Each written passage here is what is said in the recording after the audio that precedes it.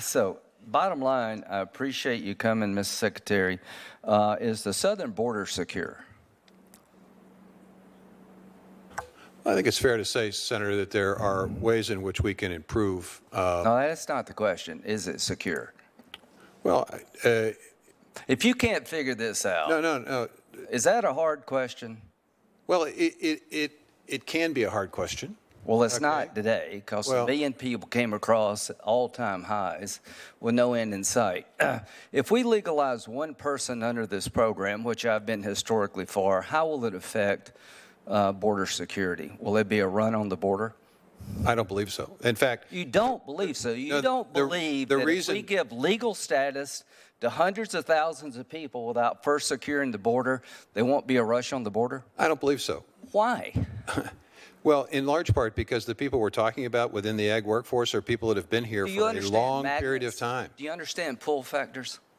I understand the nature of this workforce. I also understand the nature of the work. Do you understand that if you give legal status to one person without first securing the border, you're going to have a run on the border 10 times worse than you have today? I don't believe so. You don't believe that? No, and the reason I don't is because I think the primary I just think that's ludicrous. I think I've been involved in every immigration bill there has been, and we always secured the border first because of this very reason.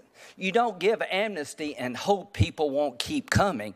You secure the border, then you provide legal status. We're doing it ass backwards. And Mr. Chairman, you know, we've had our differences. I like you a lot. We've had 2 committee hearings about legalizing people. We haven't had one hearing yet about the status of the border. And if you don't believe legalization through DACA or ag workers will create a run on the border, you're not listening to the people at the border. When I was chairman, you asked me, your committee did, the Democrats asked me to have hearings about the status of confinement, the way kids were being treated. We had 3 different hearings with the Department of Homeland Security acting director to come so you could ask questions about conditions of confinement and our policies on the border. I have asked for a hearing. Senator Grassley's asked for a hearing.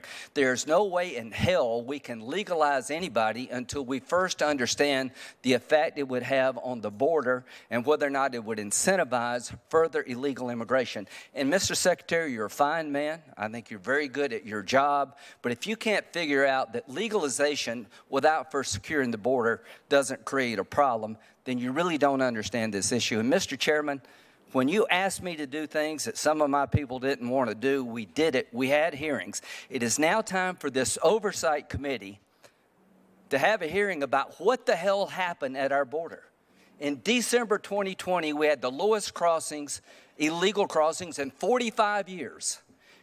Now, 6 months later, we have an explosion of illegal immigration, no end in sight because of policy changes by the Biden administration, I believe. But it's imperative that this committee do oversight over a broken border to try to figure out what the hell happened in the last 6 months. And if we did some of the things being suggested by the Secretary and by other people about legalizing any population, what effect would it have on illegal immigration? My belief is it would lead to an explosion of illegal immigration. And I'll ask you again, tell me why, if we legalized hundreds of thousands of workers, which I'm willing to do, without first securing the border, you don't believe it would create further border security problems. Explain that to me. Do you want an explanation? Yeah, I do. Okay. I think the primary reason why people are crossing the border, Senator, is because they've got a very difficult experience economically back home. So first and foremost, if you're truly interested in securing the border, Senator, stop you right there. What happened in the last 6 months? You asked me to respond, and I'm going to respond. Okay, good. Go ahead and finish, and I'll follow up. Fair enough.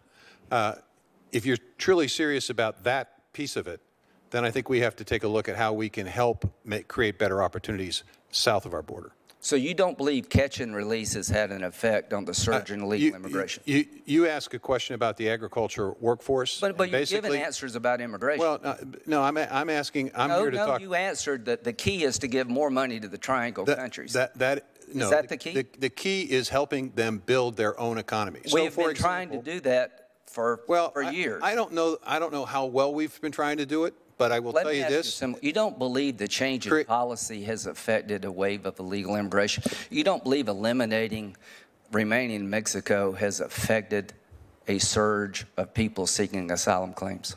It's a complicated issue. No, it's not. Yes, it's not it is, complicated Senator. at all. Now, Senator, you know it's complicated. Well, you know it's complicated. No, it's not. It's really sure simple. It is. Yeah, no, it's not simple. So it's let not me simple. just It's say very this, complicated. put a fine point on it. What the hell has happened in the Triangle countries in 6 months where we went from the lowest illegal crossings coming from that part of the world to the highest? The pandemic and food shortages. So that's what you believe. It's not changing the policy of remain in Mexico, abolishing the idea that you have to wait in Mexico, you're not released into the country. You can't figure out that when the the Biden administration canceled remain in Mexico, they'll let you come into the country and they release you into the country and you never show up for your hearing, that catch and release program. Have you ever talked to the Border Patrol about this? Have you ever had a discussion about the pull factors with the Border Patrol? Have you ever had one? Yes or no? Yes. When? My first stint. Well, when was that?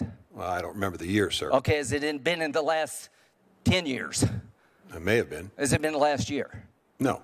Okay. Go talk to them and you'll find out how wrong you are if you talk to them.